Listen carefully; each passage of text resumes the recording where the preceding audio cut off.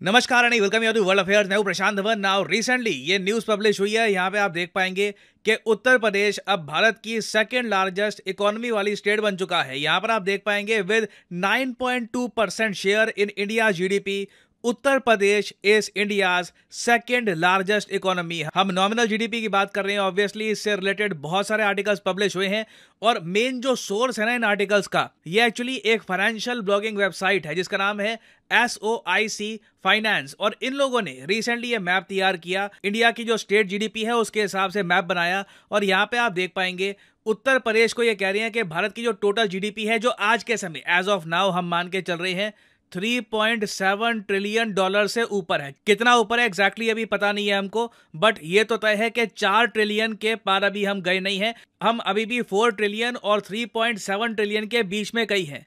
तो ये जो बड़ी इकोनॉमी है भारत की, ऐसा तो नहीं है कि ये हवा में बनाई गई है। ऑब्वियसली जो हमारी स्टेट्स हैं, बड़ी स्टेट्स, ये अपनी तरफ से कंट्रीब्यूशन करती हैं जीडीपी ग्रोथ का और उसी से मिलके बनती है भारत की टोटल कंबाइंड जीडीपी। तो अगर हम यूएस डॉलर्स की टर्म में देखें ना, तो उत्तर प्रदेश की जो जीडीपी यहाँ पे 9.2% के आसपास जो दिख रही है ना आपको, ये रफली आप मान के चल लीजिए 300 बिलियन डॉलर के आसपास आ चुकी है। This is very very important. Now interesting बात आपको बता रहा हूँ, ये जो डेटा आपके सामने, ये बाय द वे 2021-22 का है। उत्तर प्रदेश की जो ग्रोथ रेट है ये बहुत तेज है कंपेयर टू अदर स्टेट्स। तो पिछले कई सालों से ना एक कंपटीशन चल रहा था कि महाराष्ट्र, जो विदाउट एनी डाउट नंबर 1 पे है, महाराष्ट्र के आसपास कोई भी स्टेट नहीं आती in terms of state GDP. At least अभी के लिए तो लग नहीं रहा। हाँ, 2027 में ये बदल सकता है, अभी आऊंगा 2027 में क्या हो सकता है, बट अभी के लिए आप अगर देखें तो इंडिया की जो टोटल जीडीपी है उसमें से 15% तो कंट्रीब्यूट करता है सिर्फ Maharashtra.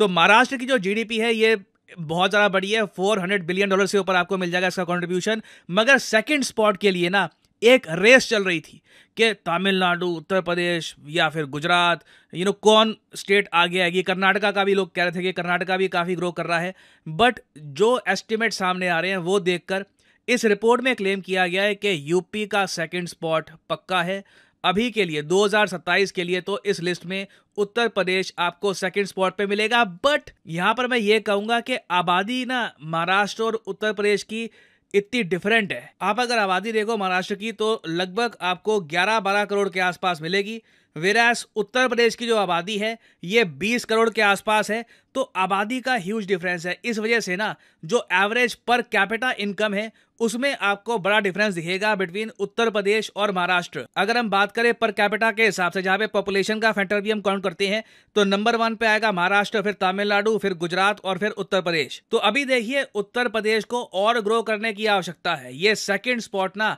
Uttar Pradesh, India's most populated state, इसके लिए काफी नहीं है। और एक्चुअली यूपी का टारगेट ही है कि 2027 में ये लोग बनेंगे the largest economy of India. और यहां पे आप देख पाएंगे इवेंचुअल उत्तर प्रदेश का टारगेट है कि 1 ट्रिलियन डॉलर की इकोनॉमी बनानी है बाय 2027। ये इनका टारगेट है। सिमिलरली महाराष्ट्र स्टेट का भी टारगेट है, ये भी 1 ट्रिलियन डॉलर की इकोनॉमी बनना चाहते हैं। ये देखकर मुझे बहुत अच्छा लगता है। और आप मुझसे अगर पूछे ना इंडिया में इंटरनली सबसे ज्यादा इंटरेस्टिंग रेस क्या चल रही है, तो मैं यही जवाब दूंगा, उत्तर प्रदेश और महाराष्ट्र की रेस, कि इन दोनों में से पहले 1 ट्रिलियन डॉलर की इकोनॉमी कौन बनता है। क्या यूपी आगे निकल जाएगा या फिर महाराष्ट्र आगे निकल जाएगा। इसके लिए देखिए दोनों स्टेट्स अपनी तरफ से पूरी कोशिश कर रहे हैं। आप जान के हैरान होंगे महाराष्ट्र को 1 ट्रिलियन की इकोनॉमी कैसे बनाना है 2028 तक। जी हाँ, इनका टारगेट 2028 तक का है। इसके लिए एक प्रॉपर इकोनॉमिक एडवाइजरी कमेटी है जिसे लीड कर रहे हैं टाटा सन्स के चेयरमैन एन चंद्रशेखरन। और यूपी को आप अगर देखें ना तो योगी आदित्यनाथ का जो ब्लूप्रिंट है उसमें इन्होंने प्राइमरली फोर फ्रंट पे रखा है मैन्युफैक्चरिंग उत्तर प्रदेश में बड़े स्केल पर करनी है, क्योंकि ना सिर्फ जीडीपी ग्रोथ, यूपी को जॉब्स भी चाहिए।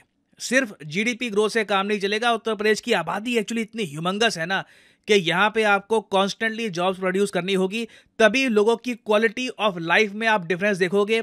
एक लोगों के हाथ में परचेजिंग पावर आएगी, लोग खरीदेंगे, ओवरऑल इकोनॉमी को बूस्ट मिलेगा। और ऐसा नहीं है कि ये सब ऑटोमेटिकली हो जाएगा कि हम बैठे रहेंगे और जापान से इन्वेस्टमेंट आएगी या फिर कोई कंट्री आके हमको बचा लेगा। देखिए कोई एक स्पेसिफिक कंट्री किसी और कंट्री को डेवलप नहीं कर सकता। ये मान लीजिए कोई पाकिस्तान में एक सिंपल उनके यहाँ एक बिलीफ है कि चाइना सब संभाल लेगा, चाइना डेवलप कर लेगा। इन दी एंड खुद को आप अपने आप ही उठाते हो, अपना दम लगाते हो और आपको खुद को उठाना होता है।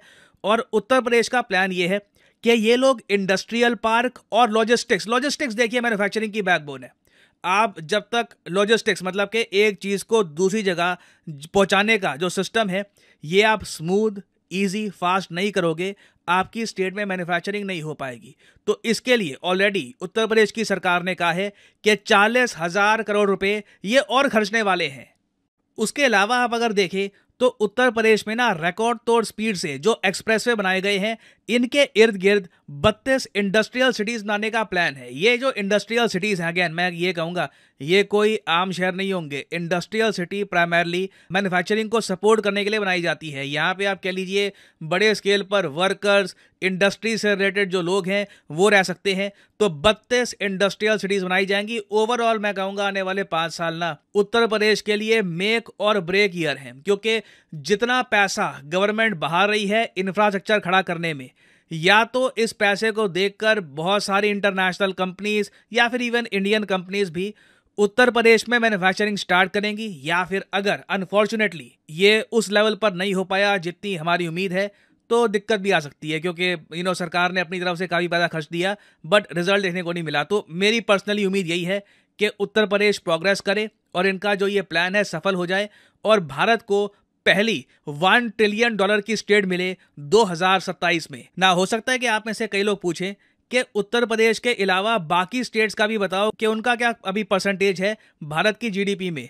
तो यहाँ पे आप देख पाएंगे तमिलनाडु का बहुत ही इंप्रेसिव शेयर है 9.1%। आबादी के हिसाब से तमिलनाडु बहुत ही ज़्यादा अच्छा कर रहा है। एक और चीज़ मैं यहाँ पे मैंने मेंशन कर दूँ, नॉर्थ ईस्ट का कंट्रीब्यूशन बहुत ज़्यादा कम है। अरुणाचल प्रदेश 0.1%, मेघालय 0.2%, त्रिपुरा 0.3%, मिजोरम 0.1%, आसाम ही आप कह सकते हैं यहाँ पे मेन इकोनॉमिक सेंटर स्टेट है। ये हमें चेंज करना होगा। नॉर्थ ईस्ट का जो कंबाइंड कंट्रीब्यूशन है ना भारत की जीडीपी में, मेरा मानना है एटलीस्ट हमको 7 to 8% के आसपास रखना होगा। इट इज़ वेरी इंपॉर्टेंट, क्योंकि भारत का एक बहुत ही इंपॉर्टेंट पार्ट है ये। हम इसे इकोनॉमिकली पीछे नहीं छोड़ सकते। सिक्किम का भी आप देख लीजिए सेम केस आपको मिलेगा, 0.1% कंट्रीब्यूशन है।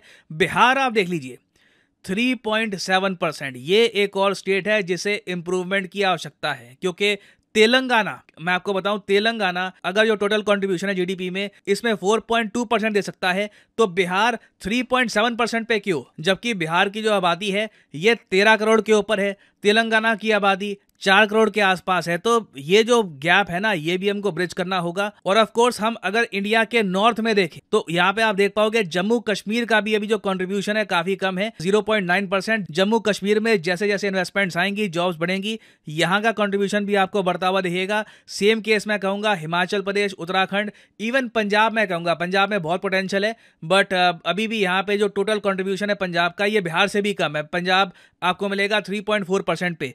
तो नॉर्थ में मैं कहूंगा, नॉर्थ और नॉर्थ ईस्ट में बहुत पोटेंशियल है ग्रोथ का, मैन्युफैक्चरिंग का। और इससे ओवरऑल भारत का जो सपना है कि पहले $5 ट्रिलियन की इकोनॉमी और फिर इवेंचुअली हम ये भी चाहते हैं कि दुनिया की 3rd लार्जेस्ट इकोनॉमी हम बन जाएं, ये सब हम साकार कर पाएंगे। और फाइनली यहाँ पे मैं आपसे एक क्वेश्चन भी पूछूंगा जिसका आंसर आप सब लोग करोगे कमेंट सेक्शन में। क्वेश्चन यहाँ पर यह है कि हाल ही में वो कौन सा देश है जिसने अफगानिस्तान को भी पीछे छोड़ दिया ओपीएम की प्रोडक्शन में? ये है यहाँ पे आपकी ऑप्शंस, पाकिस्तान, म्यांमार, कंबोडिया या फिर नॉर्थ कोरिया।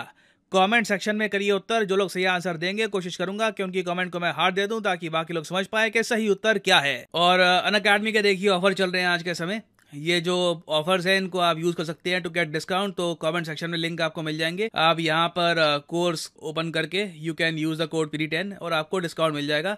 और जो सेल्स टाइम टू टाइम आती रहती है इनका भी आप लाभ उठा पाएंगे। So this is the end of the video. Thanks for listening and as always may the gods watch over you.